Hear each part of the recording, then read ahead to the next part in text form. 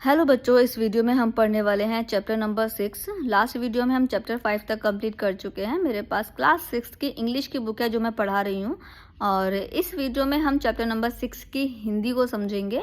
और चैप्टर का नेम है द फिर ट्री।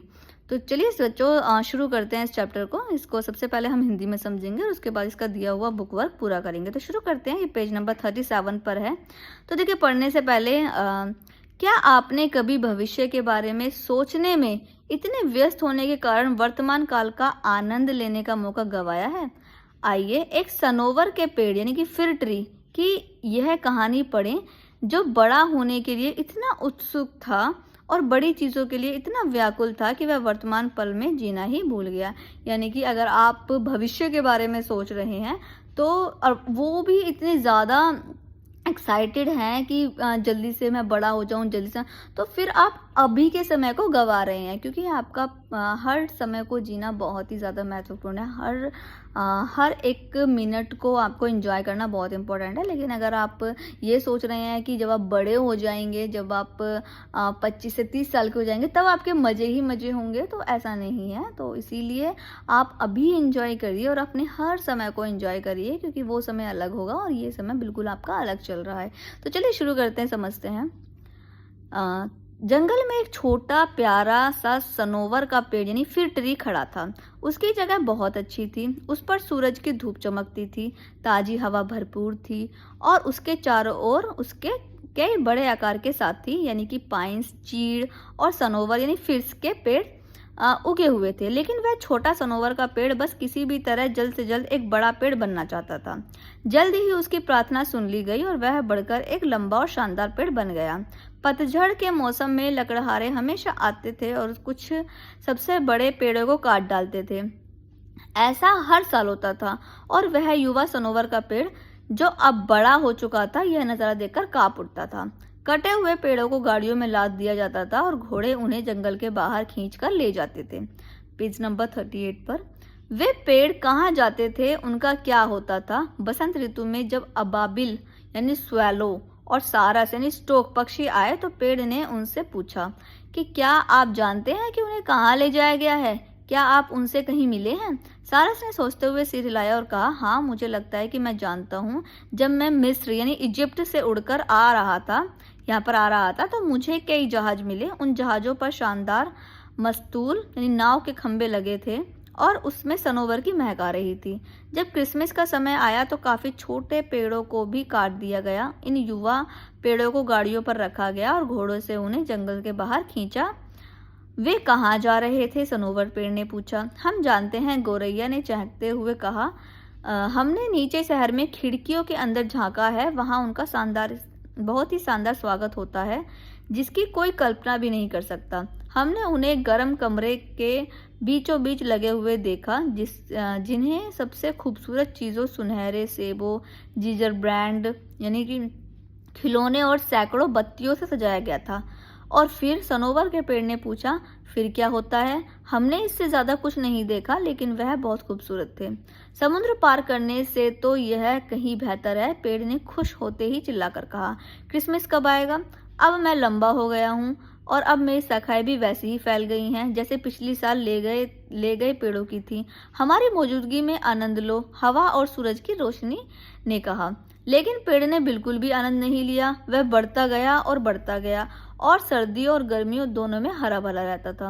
अगले क्रिसमस के समय वह उन पहले पेड़ों में से था जिसे काटा गया था, यानी सबसे पहले उसे ही काट दिया गया, क्योंकि वो कुछ ज्यादा ही बड़ा और घना था। वह एक ठंडी आह के साथ जमीन पर गिर पड़ा। उसे अपने तेज दर्द महसूस हुआ। वह खुशी के बारे में सोच भी नहीं पा रहा था, क्योंकि वह अपने घर जंगल से अलग होने पर बहुत दुखी था। पेड़ को एक आंगन में उतारा गया और एक बड़े बैठक वाले कमरे यानी ड्राइंग रूम में ले जाया गया। नौकरों और युवा लड़कियों ने मिलकर उसे सजाया। उसकी एक शाखा पर रंगीन कागज से कटी हुई छोटी जालियां लटकाई गईं और हर जाली को मिश्री के दानों से भरा गया। अन्य टहनियों पर सुनहरे सेब और अखरोट लगाए गए। बत्तियों के बीच छोटी नीली और सफेद मोमबत्तियां रखी गईं और सबसे ऊपर एक बड़ा लाल सितारा लगाया गया। वह वास्तव में बेहद शानदार लग रहा था। आज शाम, सबने कहा, आज शाम यह कितना चमकेगा। ओह, पेड़ ने सोचा, काश शाम हो जाए और जंगल के दूसरे पेड़ मुझे देखने यहाँ पर आए। क्या मैं यहाँ अपनी जड़ें जमा पाऊंगा और सर्दी गर्मी ऐसे ही गहनों से सजा रहूंगा। शाम को हर टहनी पर मोमबत्ती जलाई गई। क्या चमक रही थी। पेड़ कांप उठा, जिससे एक मोमबत्ती से उसकी पत्तियों में आग लग गई। वह जलने लगा। बचाओ बचाओ, युवा लड़कियां चिल्लाई और उन्होंने जल्दी से आग बुझा दी। अब तो पेड़ कांपने की हिम्मत भी नहीं कर रहा था। वह कितनी डरी हुई स्थिति में था। वह बहुत बेचैन था। अचानक दोनों दरवाजे खुले और बच्चों का एक झुंड अंदर भागता हुआ आया। वे पेड़ों के नीचे और नाचने लगे और एक एक करके उसके ऊपर से उपहार उतारने लगे। ये क्या कर रहे हैं। ये पेज नंबर 39 पर है।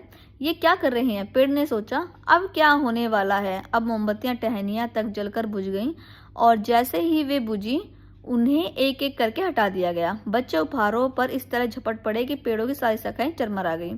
बच्चे अपनी खूबसूरत खिलौनों के साथ नाच रहे थे। बूढ़ी नर्स के अलावा किसी ने पेड़ की तरफ नहीं देखा, जो केवल यह देखने के लिए शाखाओं के बीच झांक रही थी कि कहीं कोई अंजीर या सेब छूटा तो नहीं रह गया। एक कहानी, बच्चे चिल्लाए और एक छोटे मोटे आदमी को खींचकर पेड़ के पास ले आए। वह पेड़ के नीचे बैठ गया और बोला, अब हम छांव में हैं और पेड़ भी कहानी सुन सकता है, लेकिन मैं केवल एक ही कहानी सुनाऊंगा। अब बताओ कौन सी सुनोगे। इवेडी अवेडी की है हम्पटी डम्पटी की, जो सीढ़ियों से गिर गया था फिर भी राजा बना और राजकुमारी से शादी की। हम्पटी डम्पटी सीढ़ियों से गिर गया फिर भी उसने राजकुमारी से शादी की। दुनिया ऐसी ही है, सनोवर के पेड़ ने सोचा और इस पर विश्वास कर लिया। खैर, कौन जानता है कि शायद मैं भी सीढ़ियों से गिर जाऊं और मुझे भी पत्नी के रूप में एक राजकुमारी मिल जाए। सुबह के समय नौकर और नौकरानी अंदर आए। उन्होंने पेड़ के कमरे से बाहर घसीटा और सीढ़ियों से ऊपर ले जाकर अटारी में डाल दिया और यहाँ एक अंधेरे कोने में, जहाँ दिन की रोशनी भी नहीं आ सकती थी, उसने उसे छोड़ दिया था। इसका क्या मतलब है। पेड़ ने सोचा, मुझे यहाँ क्या करना है। वह विचारों में खोया हुआ दीवार के सहारे टिक गया। दिन और रात बीतते गए, लेकिन उस ऊपर कोई नहीं आया और जब आखिरकार कोई आया तो वह केवल कुछ बड़े बक्सों के कोने में रखने आया था। वहाँ पेड़ पूरी तरह से छिप गया और सब उसे भूल गए। चू चू, यानी उसी समय एक छोटा चूहा अपने बिल से झांकते हुए बोला और फिर एक और छोटा चूहा आया। उसने सनोवर के पेड़ को सूंघा और उसकी सारी शाखाओं के बीच सरसराना लगे। यहाँ बहुत भयानक ठंड है, चूहे ने कहा, लेकिन इसके अलावा यहाँ रहना बहुत मज़ेदार होता है। क्या बूढ़े सनोवर के पेड़ है ना। मैं बिल्कुल भी बूढ़ा नहीं हूँ, सनोवर के पेड़ ने कहा। तुम कहाँ से आए हो, चूहे ने पूछा। हमें धरती की सबसे खूबसूरत जगह के बारे में बताओ। मैं केवल उस जंगल को जानता हूँ जहाँ सूरज चमकता है और जहाँ छोटे पक्षी गाते हैं। और फिर उसने उन्हें अपने बचपन के दिनों के बारे में बताया। छोटे चूहे ने पहले कभी ऐसा कुछ नहीं सुना था। उन्होंने ध्यान से सुना और कहा, तुमने कितनी चीज़ें देखी हैं, तुम कितने भाग्यशाली रहे होगे। हाँ, वे बहुत खुशी के दिन थे, पेड़ ने कहा। और फिर उसने उन्हें क्रिसमस की पूर्व संध्या यानी क्रिसमस के बारे में बताया, जब उसे केक और मोमबत्तियों से सजाया गया था। ओह, छोटे चूहे ने कहा, तुम कितने भाग्यशाली रहे हो बूढ़े सनोवर के पेड़। मैं बिल्कुल बूढ़ा नहीं हूँ, उसने कहा। मैं इस सर्दी में जंगल से आया हूँ। मैं अभी काफ़ी युवा हूँ। वे अभी भी आ सकते हैं। हम्पटी डम्पटी सीढ़ियों से गिर गया था फिर भी उसे राजकुमारी मिली थी। ये पेज नंबर 40 पर है। यह हम्पटी डम्पटी कौन है, चूहे ने पूछा। तब सनोवर के पेड़ ने उसे पूरी परिकथा सुनाई। अगली रात 2 और चूहे उसकी कहानियां सुनने आए, लेकिन उन्हें यह ज़्यादा मज़ेदार नहीं लगी। क्या तुम्हें केवल एक ही कहानी याद है, चूहे ने पूछा। सिर्फ यही एक, पेड़ ने जवाब दिया। यह तो बहुत ही बेकार कहानी है। क्या तुम कोई और कहानी नहीं सुना सकते। नहीं, पेड़ ने कहा। तो फिर अलविदा, चूहे ने कहा और वे अपने घर चले गए। पेड़ फिर से अकेला हो गया। एक सुबह कुछ लोग आए और अटारी में काम करने लगे। बक्सों को हटाया गया, पेड़ को बाहर खींचा गया, सीढ़ियों की तरफ फेंक दिया गया जहां दिन का उजाला चमक रहा था। अब फिर से एक खुशहाल जिंदगी शुरू होगी, पेड़ ने सोचा। उसने ताजी हवा और सूरज की पहली किरण महसूस की। अब मैं सचमुच जिंदगी का मजा लूंगा। लेकिन अफसोस, उसकी पत्तियां पूरी तरह सूखी और पीली हो चुकी थी। आंगन में कुछ वही बच्चे खेल रहे थे जो क्रिसमस पर सनोवर के पेड़ के नीचे नाच रहे थे। वे उसे देखकर खुश हुए। उनमें से एक दौड़कर आया और उसने पेड़ के ऊपर से वह लाल सितारा तोड़ लिया। देखो तो इस बदसूरत पुराने क्रिसमस ट्री अभी भी क्या लगा हुआ है, उसने कहा और पेड़ की सूखी टहनियों को पैरों से कुचलने लगा। पेड़ बहुत उदास हो गया। सब खत्म हो गया, सब बीत गया। बेचारे पेड़ ने कहा, जब मेरे पास खुश होने की वजह थी तब मुझे खुश हो जाना चाहिए था। अब सब बीत चुका है।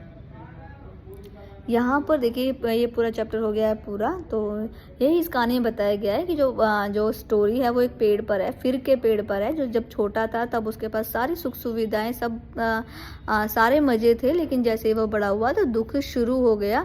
लेकिन जब वो छोटा था तो वो इस चक्कर में था कि वो बड़ा होगा और मज़े लेगा, लेकिन जब बड़ा हुआ तो उसके सामने बहुत सारी मुसीबतें आ गई। तो इसीलिए जो समय आपको मिल रहा है उसमें आपको खुश रहना चाहिए। और इसी के साथ में ये चैप्टर पूरा हो गया है। और इसके बाद अब हम करेंगे इसका बुक वर्क, जिसमें फिल इन द ब्लैंक्स दिए हुए हैं। इसके बाद क्वेश्चंस के आंसर दिए हुए हैं, ये फिल कर लेने हैं। और इसके बाद यहाँ पर अंडरलाइन द वर्ब्स अंडरलाइन करना है, ट्रांसिटिव पे टी लिखना है और इन ट्रांसिटिव पे आई लिखना है। तो ये आपको कंप्लीट करना है। इसके बाद नेक्स्ट पेज पर भी कुछ बुक वर्क दिया हुआ है, ये कंप्लीट कर लीजिएगा। यहाँ पर हो गया ये चैप्टर कंप्लीट। आने वाली नेक्स्ट वीडियो में हम चैप्टर नंबर 7 को पढ़ेंगे और हम चैप्टर 6 तक इस वीडियो में कंप्लीट कर चुके हैं। अगर आपने लास्ट चैप्टर्स कंप्लीट नहीं किए हैं तो लिंक आपको डिस्क्रिप्शन बॉक्स में मिल जाएगा, आप चेक कर लीजिएगा।